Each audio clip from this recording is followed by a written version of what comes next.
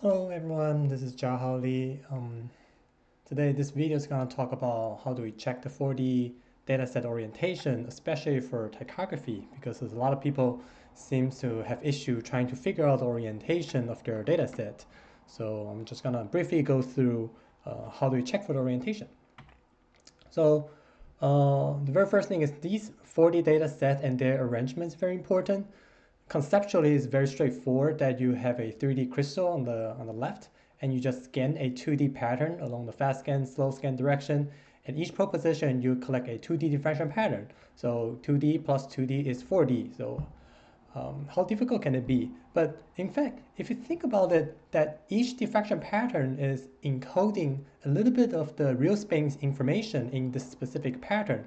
So when you're trying to use tychography to calculate the underlying image or the underlying structure, you do have to be very careful about the orientation of these diffraction patterns and how they were arranged in real space. So not just how they were arranging real space, but also the orientation of this specific diffraction pattern matters for your tychographic reconstruction and also other image reconstruction techniques as well. So in these 4D data set, this orientation thing can be very confusing.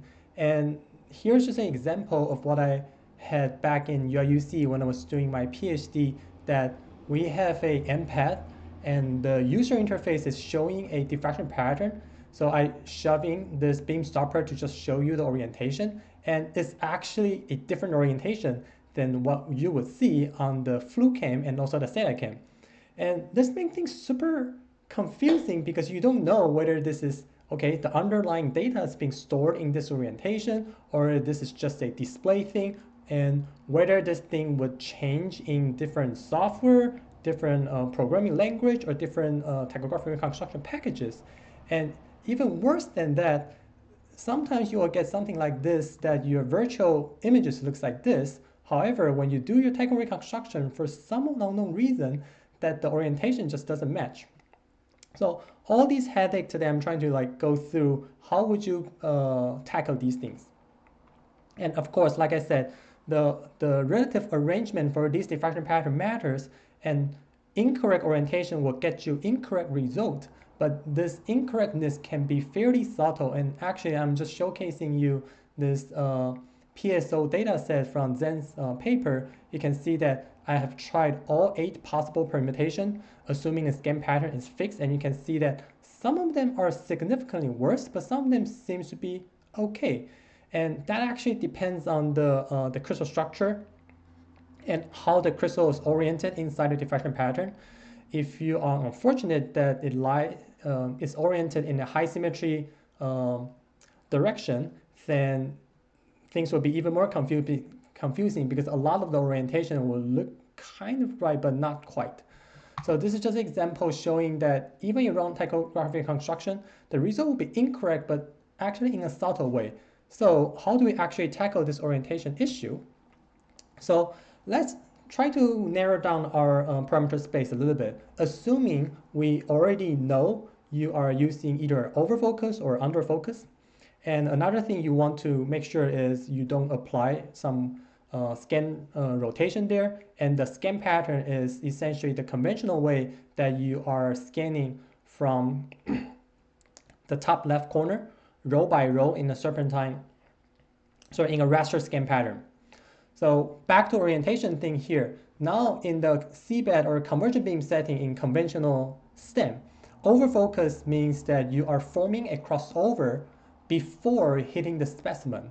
So along the beam direction that's positive z, overfocus means you are focusing prematurely that your objective length is stronger. And in this case, the convention here, I'm following the Kirkland convention that overfocus means negative defocus. And here, if you follow the green, which is the electron ray path, that in the overfocus case, your object and your ronchogram, they are in the same orientation. So when you scan from left to right, you can see that the object inside the ronchogram is actually moving towards left, which is the opposite direction. I'm just going to play this thing again. So when you're scanning from left to right, check the object and also check the ronchogram here. When you're scanning left to right, you'll be seeing your object moving in the opposite direction. This is actually the normal case, especially in multi-slice tychography. Usually we want to be in the overfocus condition so that you don't accidentally make your probe being too small or smaller than your scan step size, so you will lose the probe overlap constraint here. But basically, this is the case for overfocus, that just remember, when you're in overfocus and you're scanning from left to right, your object will be moving in the opposite direction. And in the other hand, I'm going to show you, here is the underfocus situation, that you are having your crossover beneath your object or inside the crystal. Then your Rankigram will actually be showing your object in the opposite orientation of your actual object. But when you are scanning from left to right, you will see that your object actually moves from left to right as well. So I'm just going to play this thing again. When you're scanning from left to right, your object is also moving along with the scan direction. So this is the underfocus situation. And that means as long as you know whether you're overfocused or underfocusing, you will be able to use this Rankigram object motion to identify what orientation your diffraction pattern is. So here I'm just gonna advertise this wonderful software that, just to be clear, I didn't write this software. This is Py4D browser. It's mostly maintained by Dr. Steven Zeltman in Cornell as well. And I think there are probably some previous effort in the Berkeley group as well that developed this wonderful 4D dataset visualization tool. And recently, I just added a small plugin that is now available on GitHub and pip that you will be able to extend the capability of this 4D browser so that you can easily change the diffraction flips to just observe whether your 4D dataset has been prepared in the correct orientation. And here's the steps to actually get started. Don't worry, I'm gonna put these in the YouTube video description part as well. I'm just gonna showcase you what it actually looks like when you use this Py4D GUI or Py4D browser extension to check the orientation of your diffraction pattern. So now let's get into the GUI. I already activated the Python environment. And now I'm just gonna open the browser. It's gonna take a couple seconds. Cool. So now you can see that this is a blank browser, and what I'm gonna do is I'm gonna drop a random data set.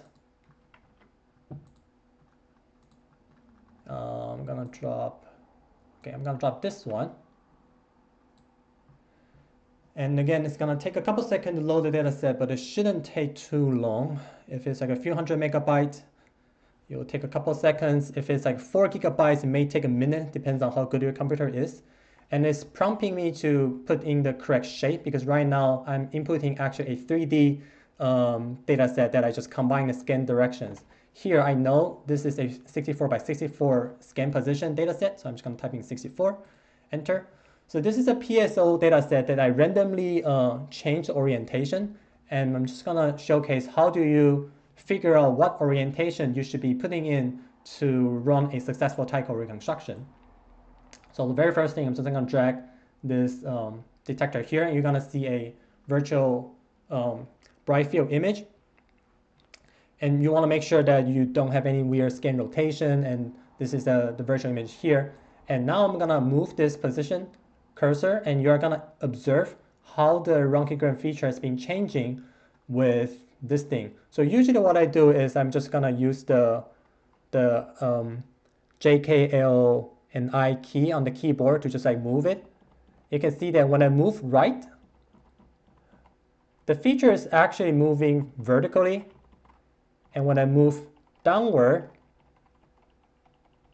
the feature is moving horizontally. So that means this is not just a flip. There's actually a transpose between the KX and KY direction. So now let's get into the plugin, transform, set diffraction flips. Now let's do a transpose first. So after the transpose, you can see that the diffraction pattern updated and the virtual image is also updated. And now let's try the arrow key again. Now you can see that when I do horizontally, when I change my scan position horizontally, the Rankigram feature is also moving horizontally. while when I move vertically, the Röntgen feature is moving vertically. But like I said, I already know this data set is a overfocus data set, so I'm expecting when I move right, the feature should be moving towards left. So right now it's actually moving the opposite direction. And when I move downward, you can see that the feature is actually moving upward, which is correct. So we're going to correct this X and Y orientation by going to the transform. Actually, let me double check. So when I move horizontally, it's moving incorrectly. So I'm going to change the horizontal one.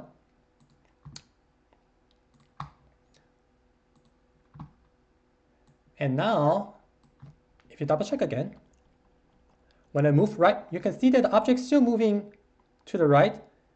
And when I move down, now the upside, the vertical movement is actually changed, such as moving in the incorrect direction. And this is because the flipping and the transposing, these operations are not commutative to each other. So the order of applying this actually matters. So right now, we are actually going to flip this and see whether we can correct this thing again. And now, when I move rightward with my scan position, the object is actually moving left. And when I move downward, the object is moving up. So right now we have successfully correct or figure out the actual orientation for this data set. And if you want to port this orientation into PtyRAD, for example, just open your prompt and you're going to see that right now flip up down is true, left right is false, and transpose is also true. So convert these to boolean, it will be 1, 0, 1.